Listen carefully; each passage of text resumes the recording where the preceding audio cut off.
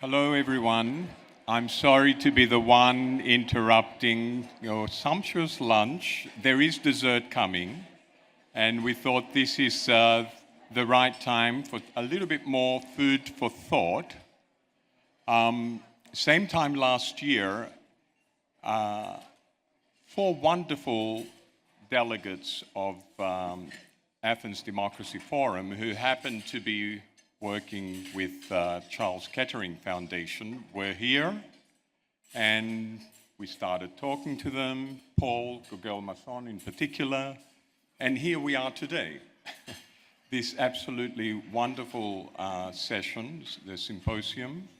I'm very honored to be on this stage with 5 different countries spanning 3 continents. So we have Brazil, Hungary, Serbia, South Africa, and Kenya, global fellows of the Charles Kettering Foundation, to talk about bending the art of democracy, how we go about fighting illiberalism and working for inclusive capitalism. So I will hand over.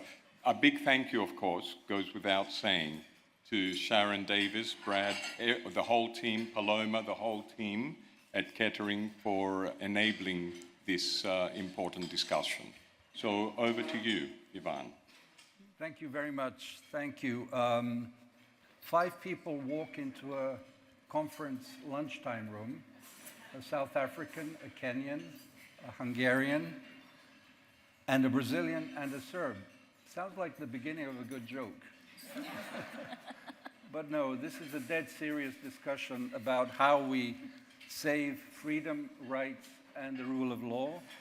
As various authoritarian rulers, historically called tyrants or autocrats, try to encroach on social justice, on our liberties. And here we have, and we are all equals here. We're honored to be Kettering Global 2025 Fellows, the 5 of us. Thank you to Kettering for choosing us to be here this year, to be at the Athens Democracy Forum. And we want to try and use these 45 minutes as best we can to tell you about these people who are out there on the front lines of trying to preserve all that we have been talking about over these past few days. It does seem a bit like preaching to the converted, but I think the exercise that we're engaged in needs to be happening every minute, hour, day, month of each year, because democracy, to repeat the obvious, is not given on a silver plate. The kratos of the demos, the power of the people are sovereign. Nations obviously are sovereign, but for nations, people are sovereign. And we, the people, have the right to rise up when our rights and freedoms are being encroached upon, repressed, diminished. And the people that we have here are those who are in that battle. And that is why you may remember, I'm trying to remember his name. There's some guy who said, philosophers have interpreted the world, it's time to change it. I'm sure someone will remind me who said that. Absolutely, yeah, I forgot. So, without further ado, we will present each other briefly. My name is Ivan Vejvoda. I come from a country that longer exists, and President Turk is from that country. We both grew up in it, called Yugoslavia, you may remember it. It is today 7 countries, so history never stops. And we have been living that history, unfortunately, very intensely. And I'm today from Serbia. I am currently engaged with the Austrian Institute for International Affairs. But I like to say with Mick Jagger, I've also been a street fighting man for democracy. I'll ask my fellows to briefly present themselves in 2 or 3 minutes, and then we'll engage in a discussion primarily as Chris, I'd like to quote her, she says, we need to be talking about what we need to be doing. We understand analytically why all this has been happening. Margine, if she is here, she talked about voice. So we're giving voice here to the people on the front line. So let me start with Flavia. Yes, thank you, Ivan. It is a pleasure to be here today. And I'm Flavia Pellegrino. I'm from Brazil. And over the past 7 years, I've been leading and building Pacto pela Democracia, which means Pact for Democracy. And we are a broad and cross-ideological civil society coalition that comprises today over 250 organizations in Brazil to defend the rule of law, counter authoritarian threats, and restore a truly democratic environment in the country. And Pacto comprises organizations that work with different agendas, different causes, that have different strategies of action, and especially different political identities. So there's these people were willing to set their differences aside, their political differences aside, to join for this major goal and this major challenge in Brazil, that is defending, strengthening, and saving democracy in our country. And one of the things that's important also, it's an interesting thing about Pacto, is that as a coalition, we focus on the proper functioning of the democratic system in Brazil, which means that we are collectively working to guarantee the democratic conditions, so the fight for rights and freedoms that are so needed in any democracy can thrive as they should in a democratic society. So it's been a wild journey in Brazil, so many challenges, so many important fights, but also some really important achievements as well. In Brazil, we have, especially over the past 2 years, we have some achievements to celebrate, and I know that Brazil has been on the spotlight for a while, and we can talk about more later on. We'll get back to many of those achievements. Next is Koketso Moeti from South Africa, another global fellow. Koketso, tell us how you got involved and engaged. And of course, needless to say, we've all been through a variety of repressive regimes. I, as an older guy, lived under communism, but all the others have varieties of autocratic experiences. I am Koketso Moeti from South Africa. I run amandla.mobi. It is a movement of almost 1 million people, primarily low-income black women, fighting for a just and people-powered Mzansi. We're harnessing mobile connectivity. We bring our community together to take targeted, coordinated, and strategic action, because we believe in the power of the collective. If we are going to get out of this mess, as we have seen many times over and over and over again, we are powerful when we act together. Great. My name is Chris Muriithi. I'm from Kenya. I'm the CEO and founder of Bold Network Africa.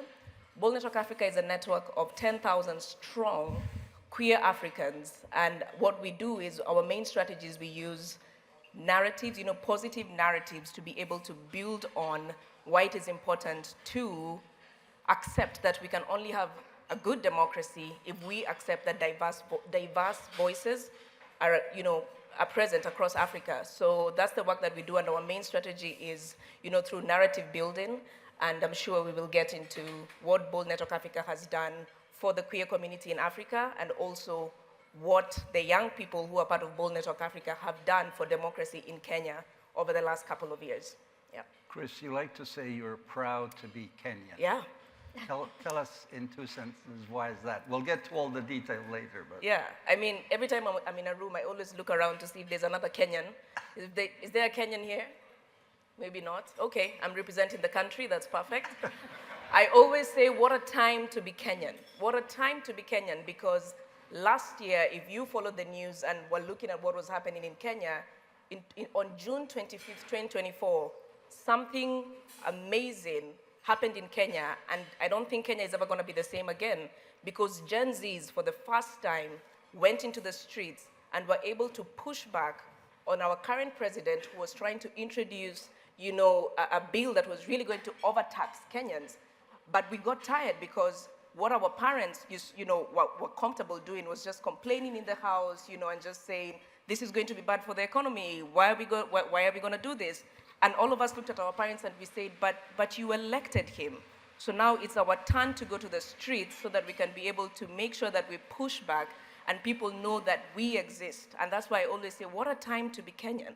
Every room that I enter, I want people to know that I am a Kenyan because I was part of that revolution. I marched with other young people all the way to parliament, and we occupied parliament. Unfortunately, a few Kenyans were killed, and we feel the pain of that, but we know that we have to do it.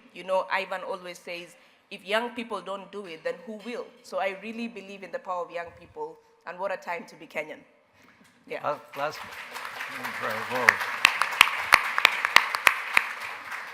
but not least, Gabor Sherry, my fellow political scientist from Hungary.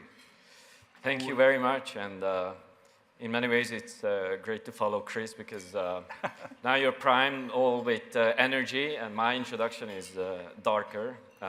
So I'm a scholar, activist working on inclusive democracies for the people, with the people, centered on the lived experiences of people. And all these words are important, and maybe we'll have time to unpack them, but let me just say that I come from a family as a first person with a university degree, and I grew up around the end of the socialist era and what was back then called the transition. And both of my parents suffered the economic insecurities that came with the change to a new political and economic system in terms of their physical health.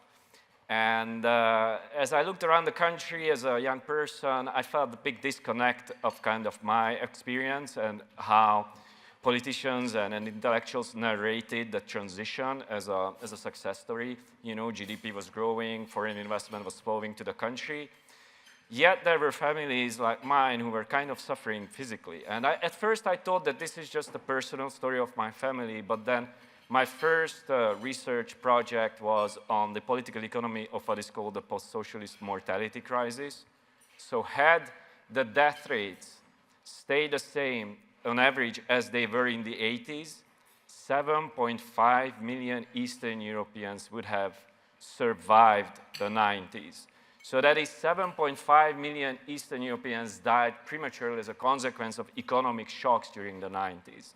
So it's not just my family, it's a whole generation, mostly middle-aged people without college degree that suffered. And I wanted to understand that kind of experience.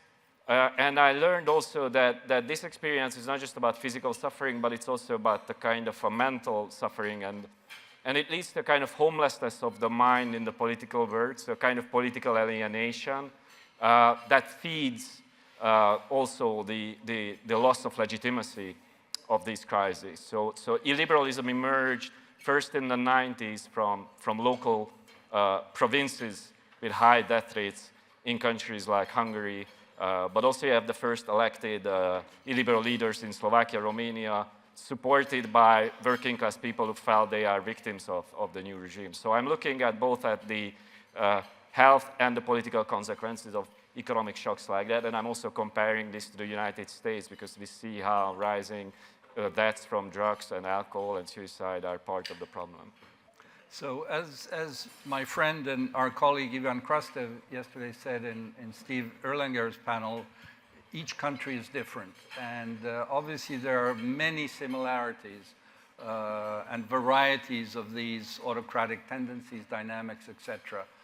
Flavia is from Brazil, where there was a military dictatorship, and so she grew up in the shadow of that dictatorship. Tell us how you formed your views on politics and society and the need to fight for democracy in that context. Yeah, I was born in 1986, that is the year after the military dictatorship fell in Brazil. So I grew up while democracy was flourishing in Brazil. And I grew up listening to my family and to everyone that had lived through this dictatorship and the scars and memories of it were still so much fresh and alive when I was young. And throughout my life, and then I decided to become a journalist. And I was a journalist for a while, and then I studied political science. And at that moment, when I was doing my master's degree, something huge happened in Brazil. We had major demonstrations throughout the whole country, in some ways, questioning democracy. And it became a huge thing. We saw in Brazil this anti-system, anti-establishment sentiment arise. And at that moment, I knew it was something that could change our political landscape in such a deep way that I decided to research this phenomenon that was happening at the time. And it was back in 2013. And I was researching that phenomenon and how these demonstrations and this political moment could and was changing civil society and the way we act collectively to defend democracy, to defend human rights. But then, at the time I was living in France, and a really serious political crisis struck Brazil. And then I decided to go back to my country to be on the front lines of the defense of democracy. And that was when Pacto was founded. And we knew we did have to bring together from the left to the right people that were willing to act in a collective way to defend the only thing we can never afford to lose, that is democracy and the rule of law. And that's what we've been doing ever since. So need for a very broad coalition. Absolutely. Koketso, apartheid, obviously no need to explain what that was, what it meant for decades to live under that regime. Václav Havel, someone from our neck of the woods in Czechoslovakia, then wrote a book called The Power of the Powerless. And I think South Africa demonstrated what that title meant, that suddenly the powerless became powerful and were able to lead the change. Tell us a bit about your experience during those times. Yeah. I find myself to be in a very fortunate position where I have firsthand witnessed the power of the people, right? It was not only the people I was around, but global solidarity in action. The Internationalists Against Apartheid ran a 35-year boycott campaign that really fueled the fight within South Africa. Of course, many people think of South Africa's transition as a peaceful one. Rest assured, for many of us, there was nothing peaceful about it. The heightened political violence and. In the homeland I am from, there was an attempt to stop people from voting as part of the 1994 election. And you would see people take to the street. It is famously called the Bophuthatswana Uprising, a very repressive regime. They came out in full force, supported by the AWB, a right-wing paramilitary force, and of course the South African National Defense Force. The president of the time then stood up against. We had a curfew. It was horrific, the bloodshed in the streets. But people would not let go of their right to participate and birth a democracy that would serve all. But when this happened, this political shift happened, the economy did not shift. And so we moved into a democracy that is described by renowned sociologist Professor Carl van Holt as an order marked by ferocious competition for opportunities that were not monopolized by white people and big corporations. And so since the move into this democracy, this rise, this violent democracy, the only options for social mobility for low-income Black people tends to be corruption, tends to be, all of the things we don't like. And so it raises questions about not fundamentally addressing the economic and thinking that you can make democracy function. Inequality has risen. We have a world-beating inequality rate. And so the experience became very marked. Today, more than half of the population, Black people, continue to live in poverty. Education, public services have collapsed, right? Healthcare, your access is now determined, not necessarily by your race, but how deep your pockets are. It is a betrayal of the promise of democracy. So in my lifetime, post-94, the community I was raised in faced forced removal by the then government.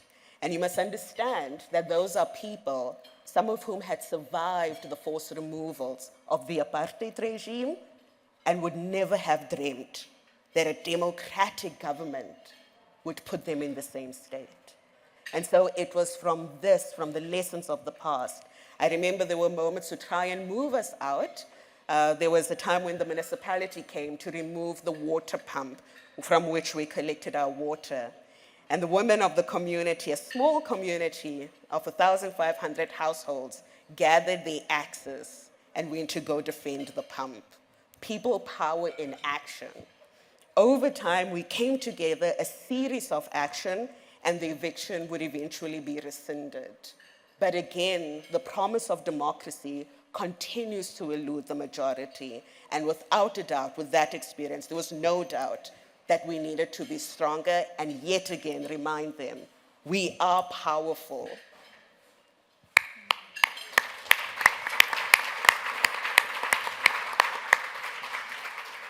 It shows how important even what we euphemistically call capillary events and engagements by one person to a group are crucial to the struggle for democracy.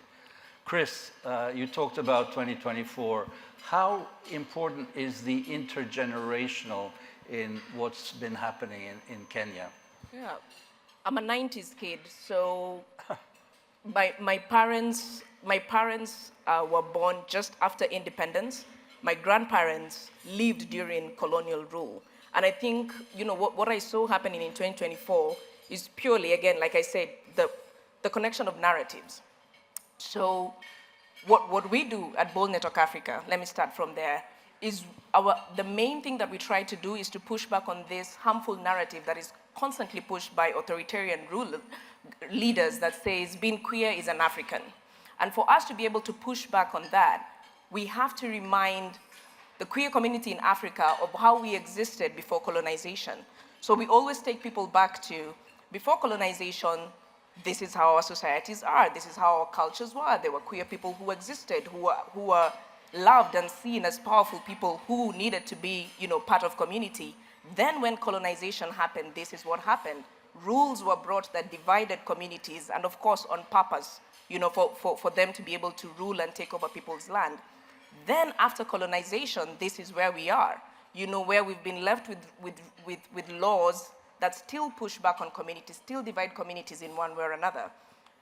What we have managed to do with the community, for the last 5 years when working with Bold Network Africa, is to see the acceptance and the tolerance, rising in our different societies, specifically Kenya, when it comes to the LGBTQ community. We are winning cases, we are pushing back on, inequalities in many different ways. Then when I look at that and what happened in 2024 is the same kind of narratives. Young people took time to use social media, TikTok, Instagram, to educate people of what happened with our freedom fighters when they were fighting for colonization, how we ended up gaining independence and what our grandparents did, what our parents did, the joy that we had when we had democratic leaders who gave people free education, and now the people who are given that free education are the current Gen Zs who are on the streets. So for them, it has been a very beautiful story of showing people, why we need to go back in time to see why it is important to still keep fighting right now, why history plays such a huge role and it can't be erased. And again, thinking about the times and where we are right now, how do you communicate with young people? How do young people communicate with each other? We cannot ignore the power of social media. We cannot ignore the power of, that kind of mobilization that has happened on social media, and that's what I saw in our country in June 2024. I mean, the protest was even called from TikTok to the streets, because mobilization happened on TikTok.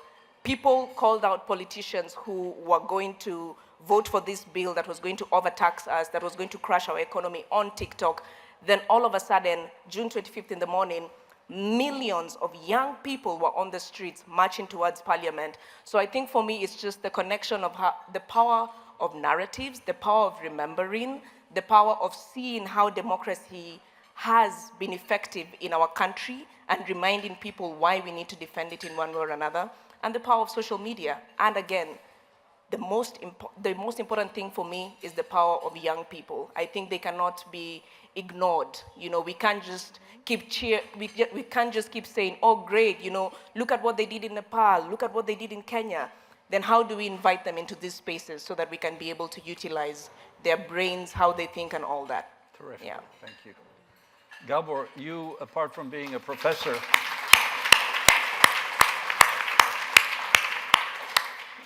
you were also a politician. You were elected to the Hungarian parliament on a ticket of liberal democracy at the same time as a certain Viktor Orban became prime minister in 2010.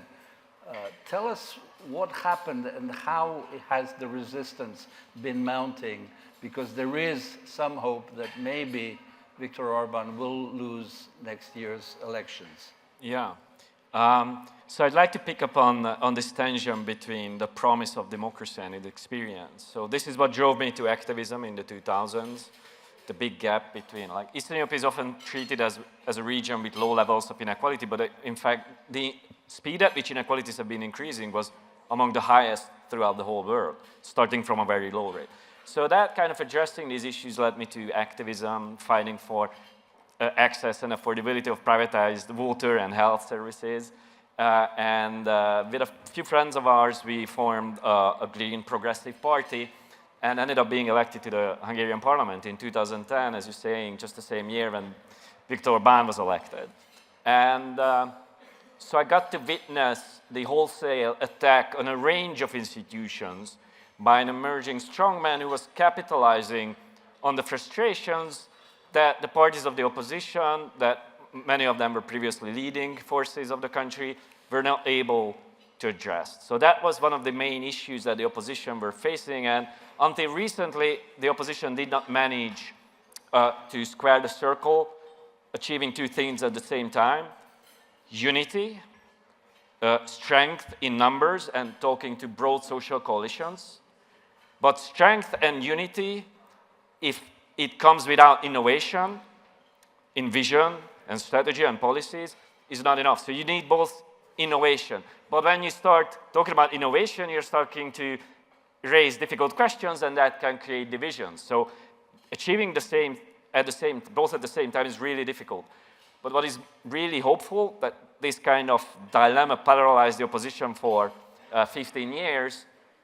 Right now, there is indeed a completely new oppositional scenario emerging where you both have unity and in many ways a more respected and in some sense innovative offer from the opposition. So the opposition is leading by 10 points for the first time, and that's really giving hope.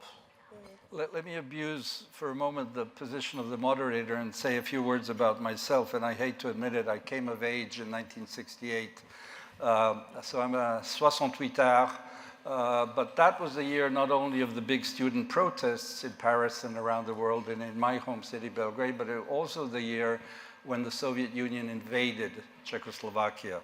And that was extremely formative to understand that, you know, Western leaders often say we've lived in peace for 70 years. Yeah, that's fine. But we in the East have witnessed the Soviet invasions of Hungary, of Czechoslovakia, Turkish invasion, of course, of Cyprus, not to go on there. And I say that because we are living under the shadow on the one side of what's happening in Trump's America, and on the other side with the Russian full-scale invasion of Ukraine. And Ukraine, and I think we need to keep repeating it, are fighting for the same things that we're talking about here in a heroic, courageous way, putting their lives, because I like to say nobody wants an invader in their living room to tell them what TV program to watch, what language to speak, and how to behave themselves. So they are with us here in this room because they are defending the most truthful and deep values that we are fighting for. And I think we need to keep reminding ourselves of that and not forget the kind of global geopolitical context where this is happening. But that's, I think, why this choice of fellows that Kettering has made is so important, because we need the views from all of the continents. I'd like to, in the... Thank you. Time is of the essence. I'd like to ask you about what you have learned from other experiences. I mean, we all read the news, we're dependent on that, and every source of information is important. And because I'm sort of emotional about this, I forgot to put a 30-second plug-in for my country, Serbia, where we're into the 12th month of protests against our autocratic ruler, Mr. Vučić. Students have led this since the tragedy of a train station which killed 16 people. The slogan of the students was "Corruption kills." It killed 16 innocent people. And the students have been in the streets. There have been pronouncements that, oh, they will disappear over Christmas, over Easter, over summer holidays. No, the students are out there. It has become a full-scale civic movement over the whole country. And as you have heard from our colleagues and Chris Lady, everything is being deployed. Social platforms, TikTok, instant mobilization when someone is arrested, and of course, learning the lessons from our failed victory over our previous autocrat, Mr. Milosevic, whom I fought in the street. I'm still in the street. Our son is in the street. It's a horrible deja vu, but if you believe in freedom, you cannot not be out in the street. So I think it was important to say that. But yeah, there's an avalanche in Nepal, Philippines, Madagascar, Indonesia. Gen Z is out there fighting for their rights because there is this, every action creates a reaction. And young people, and not only young people, are there demanding for a more equitable, just, inclusive society. So briefly, Flavia, I mean, first of all, it's great that Bolsonaro has been indicted. Absolutely. And this is one thing about learnings, lessons learned nationally and internationally. And I would start by Brazil. I think Brazil learned with its own history, because it is in the first time in our history that those that attempted against democracy, that tried a coup d'etat, have been tried and convicted. So, in Brazilian history, we have, I think we went through 14 coup d'etat attempts. Some of them were successful, some were not. But this time, in 2025, it is the first time in our history that we managed to really convict those that tried to end democracy in our country. So it is a huge achievement. So I think we've learned, Brazilian civil society learned from the ones that fought for democracy back in the 80s. So it is also an intergenerational process in Brazil and within our coalition. Besides our national context, also within Latin America. So many countries in the region, we have so many shared challenges, shared realities, and we've been exchanging a lot on how to face the current challenges on democracy, building different ways and spaces where we can definitely share, and in a more internationally approach. It's been true as well, and I think it's worth mentioning that even back in 2022, when Pacto played a major role in defending the integrity of elections in Brazil, in fact, we were inspired by what the US civil society had done back in 2020 to save their elections. And we talked to people in Hungary, in many countries, and now we are the ones also sharing what we've learned, what we've built, and I left some copies of the democracy handbooks on the tables that we tell more about defending the integrity of elections and building pro-democracy coalitions. And I'm really happy to share that because it's still so many challenges, but a good moment for us to share what we've learned throughout the journey. Terrific, thank you. Time is really flying, and we need to leave 5 minutes at the end for a special speech. Koketso, tell us about the learning interactions, if any. I want to pick up from what Gabor said, right? So last year, Oxfam released a report that found that the richest 1% of people worldwide owned more than the bottom 95% combined, right? This is global inequality. But not only is it global, within countries, you're seeing this escalation of inequality. So in South Africa, the 5 richest people in South Africa own more than half of the population within. And what you can see from South Africa to Indonesia, those who think that socioeconomic inequality is unjust tend to lose their trust in democracy, right? And so beyond breaking public trust, wealth, we can also see that wealth has been used to sway the political landscape, often at the expense of the public good. And so when we talk about this wealth concentration, we must remember South Africa has world-beating wealth concentration, but it was also wealth concentration that made a Trump presidency inevitable, in fact, right? And it's not unique to the US and South Africa. We see it in the relationships, Ambani and Andani in India's relationship with Modi, for example, Eduardo's relationship with Milei in Argentina as another example. I could go on, right?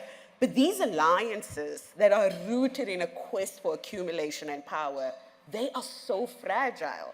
They are absolutely, absolutely fragile, right? And so there's a moment we need to temper them. We need to keep them in check. If we do not address inequality, we will find ourselves here again. And in fact, this moment we find ourselves in is often talked about as if an episode, as if a moment. It is a logical outcome of this inequality that we have allowed to thrive. So fair taxation is absolutely necessary and will provide stable revenue. And quality services for all. Across the world, what we are seeing is that there is a big decrease in social spending, right? Especially as it relates to healthcare. And this frayed social net is allowing exclusionary ideologies to emerge, and it is allowing politicians to scapegoat others in a quest to remove themselves from it. And so if these are not addressed, these nativist sentiments will continue to only grow and continue their influence. Terrific. Chris and then Gabor briefly. Yeah, I mean, power of the people. We need to always remember the power of the people. If we decide to do what we need to do, then we will win at the end of the day. Power of narratives. In every single thing that we do, may we remind people of where we've come from. May we remind people of where we are. May we tell people where we might go if we do not act accordingly. And then when we strategize, may we put youth at the centers of our strategies because they hold the future of democracy. That's what I would say. Thank you. Yeah. Gabor. Thank you. Just So, 2 sentences. yeah, what I've learned is how much illiberals are learning across the countries, how they weaponize economic insecurity, how they weaponize religious local communities, how they weaponize the notion of traditional families. And we need to learn also how to create broad social coalitions that can address the same underlying issues. So that's why I think events like this are really, really important because they drive us to innovate and learn from each other. And I think we need more this kind of cross-national, cross-regional, cross-continental learning of democratic forces. Terrific. May I now ask the president and CEO of the Kettering Foundation to come and give some concluding thoughts on this panel. Thank you, Sean.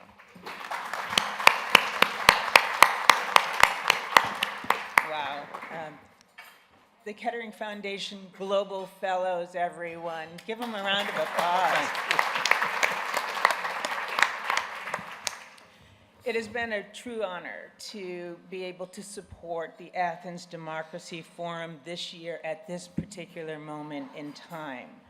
It is not hyperbolic, I think, to say that we are sitting at a moment of global crisis for democracy worldwide, accelerated, unfortunately, by the recent return of Donald Trump to the White House in the United States.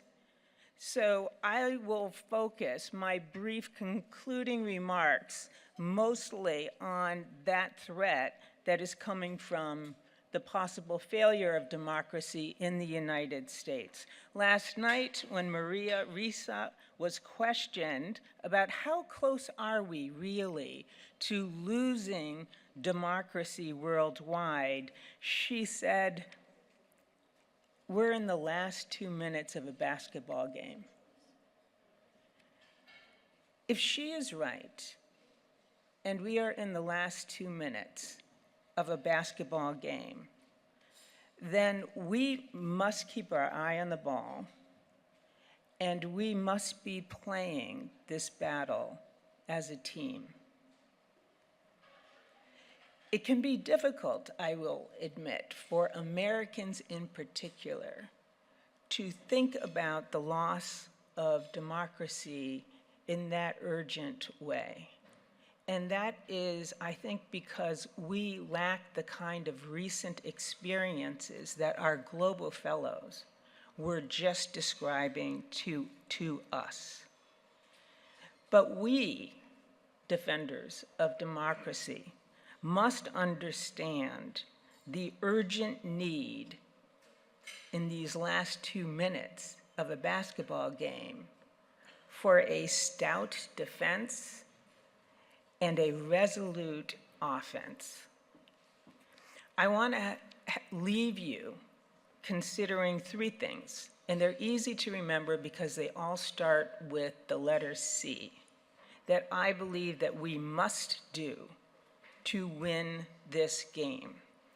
The first is clarity, the second is courage, and the third is coalition. Clarity first. We must be clear about the threat that we are facing, the gravity of that threat, and the proximity of that threat to us. Time and again, those who have watched their countries slide into autocracies have said the same thing afterwards. They say, "We didn't realize it was as serious as it was, or we would have acted differently." How serious is this moment right now for all of us? Every day, we see new evidence that it is very serious. Just last week, one of the senior fellows of the Kettering Foundation, James Comey, was indicted at the insistence of the President of the United States. Just last week, the White House began to describe critics of his administration as domestic terrorists. It is that serious, and we must not underestimate the determination of these authoritarian opponents. That's clarity. 2, courage. One of authoritarians' greatest tools, as we know, is fear. When government uses its power to put its people in fear, those people often engage in conduct that contributes to their own demise. They get small. They try to ride things out. They try not to attract attention to themselves, all for very understandable reasons. Fear. And last night, we heard Muriithi asked, how can you be so fearless? I want to say to you that it's not a requirement that we be fearless. It's absolutely human to feel fear when the full force of government power is coming at you. But we must be courageous nonetheless. People will be tempted to appease the bully when that is exactly the wrong answer. We have many reports and multiple examples of people and institutions trying to get small. Major universities in the United States, multinational law firms, billion-dollar corporations, media companies that are settling lawsuits that shouldn't be settled instead of fighting for the principles of democracy. These defensive strategies are a prescription for failure. The pathway to victory is through brave resistance. 3, coalition. Authoritarians know what the people themselves often forget, and that is in their collective power. Authoritarians understand the power of the people. We were hearing that from our global fellows just a few minutes ago. That's why they use the strategies of divide and conquer. That's why they use the strategies of using governmental power and force to put people in fear, because they understand very clearly the collective power of the people. And they want to break that understanding by putting people in fear, using power in that way to undermine what is in truth our greatest strength. Coalition, acting together. The power of the people is greater than the power of those we put in office. So, I leave you with those 3 thoughts. We must be clear about the nature and gravity of the threat with which we are faced. We must link arms and be brave. We must act together. You can be assured that the Kettering Foundation will be involved in that fight with you, side by side, step by step. Thank you very much.